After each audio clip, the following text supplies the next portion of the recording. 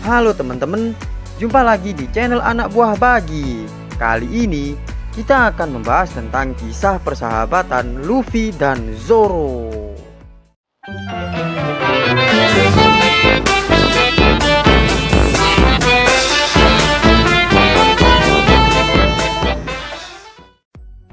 Sebelum video pembahasan kali ini dimulai, Anak Buah Bagi pengen ngingetin buat teman-teman yang belum subscribe, silahkan subscribe terlebih dahulu, karena akan ada banyak konten seputar One Piece yang menarik buat teman-teman di channel ini ke depannya.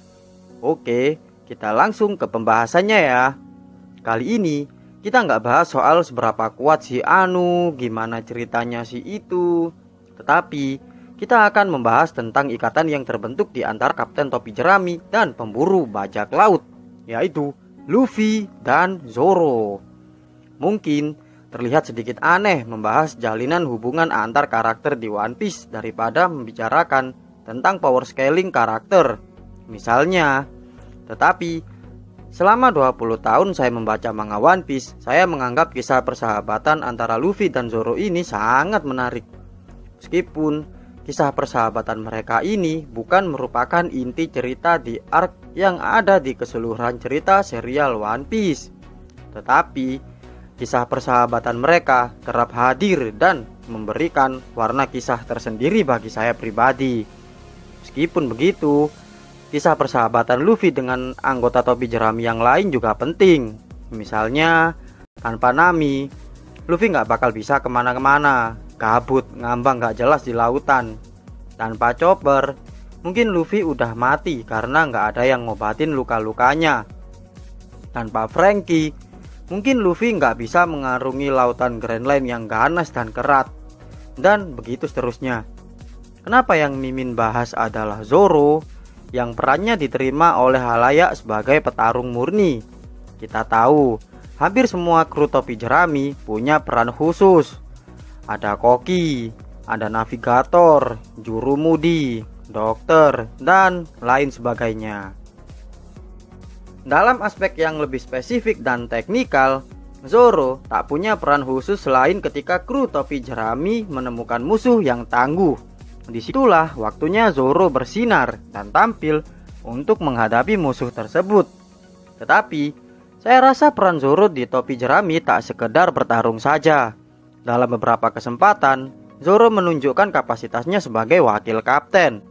Kehadirannya mampu membuat Luffy tetap relevan sebagai kapten krunya, meskipun tak pernah disebutkan secara resmi jika Zoro adalah tangan kanan Luffy.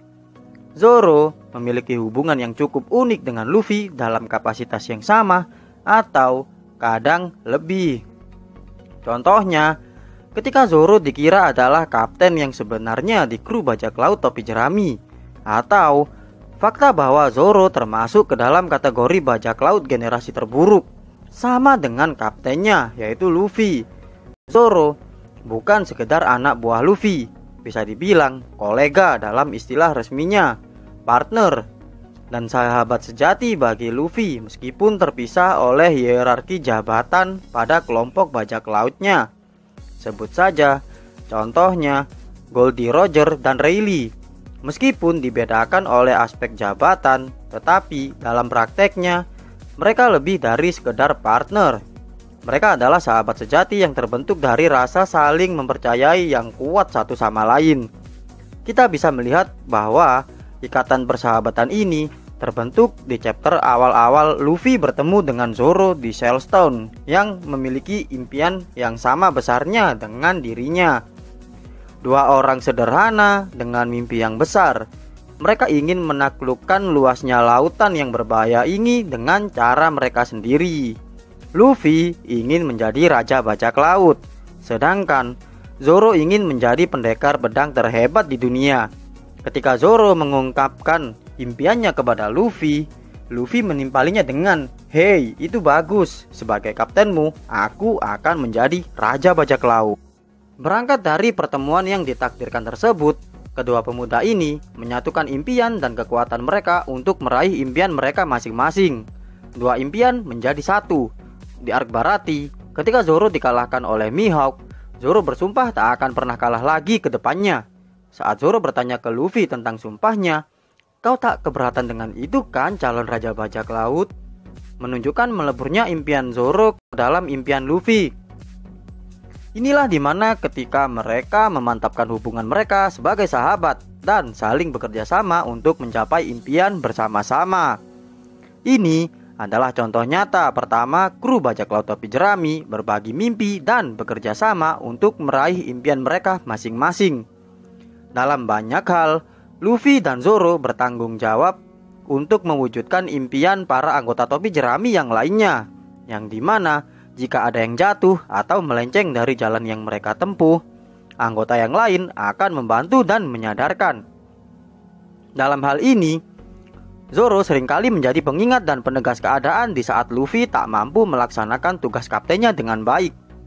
Seperti ketika di Orc Water 7, ketika Luffy berselisih paham dengan Usopp, gaya kepemimpinan Luffy yang tidak lazim, dan konflik emosional yang muncul pada Luffy saat itu. Setelah bertarung melawan Usopp dan Usopp memutuskan untuk pergi, Luffy hancur secara emosional saat itu. Zoro pun mengingatkan Luffy bahwa hal ini adalah beban yang harus ditanggung oleh seorang kapten. Pernyataan Zoro pun mampu menghapuskan keraguan dari Luffy, dan Luffy pun move on meskipun ditinggal Usopp. Uniknya di sini, Zoro adalah orang yang memerintahkan kepada kru topi jerami yang lain untuk meninggalkan Going Merry. Di sini kita tahu, di saat Luffy mengalami breakdown, Zoro mengambil alih kepemimpinan untuk sementara demi menjaga keutuhan kru dan membuat kelompok bajak laut topi jerami tetap relevan dengan tujuan mereka sebagai kelompok. Meski tanpa Usopp dan Going Merry sekalipun, kita melihat kapasitas Zoro sebagai wakil kapten di sini, meskipun Zoro tak secara resmi menjabat sebagai wakil kapten. Peran Zoro sebagai sahabat Luffy sangat integral bagi Luffy sendiri dan kru topi jerami yang lainnya. Kita tahu bahwa sebagai kapten dan pemimpin, Luffy masih jauh dari kata sempurna. Entah itu kesalahannya atau tindakan konyolnya dalam mengambil keputusan. Di saat itulah, Zoro berperan penting untuk membantu Luffy tetap relevan sebagai kapten dan pemimpin. Contoh lainnya untuk hal ini adalah di akhir Arc Water 7. Saat Usopp ingin kembali ke dalam kru topi jerami, Luffy telah memahami betul kondisinya saat ini. Tetapi, hatinya tetap bergejolak ingin segera menerima Usopp kembali sebagai anggota kru. Zoro membantu menguatkan hati Luffy dengan menekankan kepada Luffy untuk tidak menerimanya kembali ke dalam kru, kecuali mendengar permintaan maaf dari Usopp terlebih dahulu. Zoro bahkan mengancam untuk keluar dari kru bajak laut topi jerami jika Luffy tak mengindahkan perkataan Zoro kali ini. Di momen ini, Zoro mengajarkan aspek kepemimpinan kepada Luffy tentang betapa pentingnya sikap tegas dalam memimpin.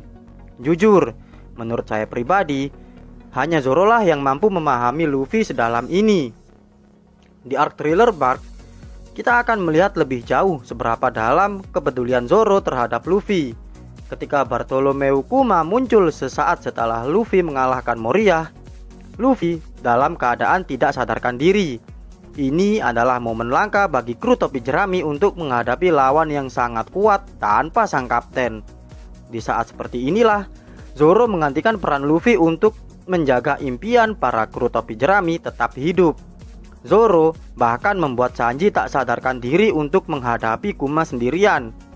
Ketika Mimin mengatakan impian Zoro dan Luffy melebur menjadi satu, di momen inilah buah persahabatan Luffy dan Zoro merekah. Di sini, Zoro rela mengorbankan impian dan nyawanya demi keselamatan Luffy dan teman-temannya di kru topi jerami. Hal yang serupa terjadi sebelum time skip ketika Zoro diterbangkan ke Pulau Kuraigana, tempat kediaman Mihawk. Di sini, ia rela mengabaikan impiannya untuk menjadi pendekar pedang terhebat di dunia dan bersujud kepada Dracul Mihawk, pendekar pedang terbaik saat ini, untuk melatih dan mengajarinya supaya ia mampu mewujudkan impian Luffy menjadi Raja Bajak Laut. Zoro ingin menjadi kuat demi Luffy, dan Luffy ingin menjadi lebih kuat demi Zoro dan anggota krunya yang lain.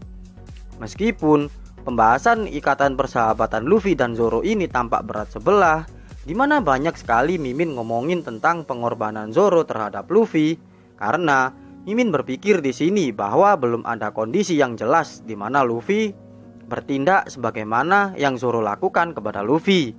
Bukan berarti Luffy tak akan melakukan hal yang setimpal untuk Zoro, seperti Luffy menyatakan perang kepada pemerintah dunia untuk menyelamatkan Robin, menantang Yonko, Big Mom untuk menyelamatkan Sanji. Mimin pikir Zoro tidak membutuhkan elemen cerita di mana ia harus diselamatkan oleh Luffy, karena menurut Mimin, Zoro adalah tangan kanan sejati bagi Luffy, kru yang paling setia kepada Luffy, sahabat yang memastikan kaptennya untuk selalu melangkah maju. Andaikan Zoro berada di kondisi di mana Zoro butuh bantuan, teman-teman juga pasti setuju kalau Luffy bakal mati-matian rela berkorban demi Zoro dan berlanjut untuk menimbulkan kekacauan di dunia untuk mencapai impian mereka. Persahabatan antara Luffy dan Zoro semakin menguat seiring bertambahnya kekuatan mereka. Ketika memasuki dunia baru di arc Bang Hazard, Zoro memperingatkan Luffy untuk tidak sembrono dan meremehkan musuh karena ini adalah dunia baru. Beberapa karakter seperti Nami dan Sanji juga sering memperingatkan Luffy, tapi Luffy tak pernah menggubris secara serius peringatan mereka. Luffy sangat memperhatikan peringatan Zoro untuk tidak sampai lengah karena ini dunia baru. Peringatan tersebut bukan seperti peringatan anak buah ke atasan, melainkan dari hati seorang sahabat untuk sahabat.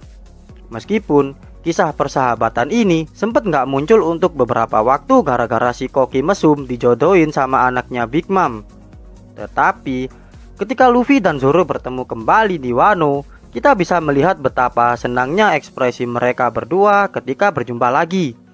Inilah kisah persahabatan yang indah yang ditulis dan digambarkan oleh Oda Sensei dalam 2 dekade ini. Meskipun kisah persahabatan Luffy dan Zoro ini bukan menjadi bagian dari cerita yang begitu ditonjolkan dalam serial One Piece ini, tetapi hal inilah yang membuat saya menyukai serial One Piece. Dalam perspektif saya, Luffy memimpin krunya dari depan, sedangkan Zoro membantunya mendorong mereka dari belakang. Ya, daripada nyasaran kan kalau taruh depan. Tanpa adanya duet maut ini, mungkin tak akan ada kru bajak laut topi jerami seperti yang kita lihat saat ini. Saya yakin bahwa kisah perjalanan Luffy dan Zoro ini akan sama legendarisnya dengan kisah persahabatan Roger dan Rayleigh. Jadi, sekian pembahasan Mimin kali ini. Teman-teman lebih suka yang mana? Persahabatan antara Luffy dan Zoro atau persahabatan antara Roger dan Rayleigh? Berikan pendapat kalian di kolom komentar ya teman-teman. Jika teman-teman suka dengan video kita kali ini, silahkan pencet tombol like-nya. Jangan lupa untuk subscribe channel Anak Buah Bagi dan nyalakan notifikasinya. Pencet tombol loncengnya supaya kalian gak pernah ketinggalan update video dari Anak Buah Bagi. Sampai jumpa di video Anak Bagi yang selanjutnya. Ciao.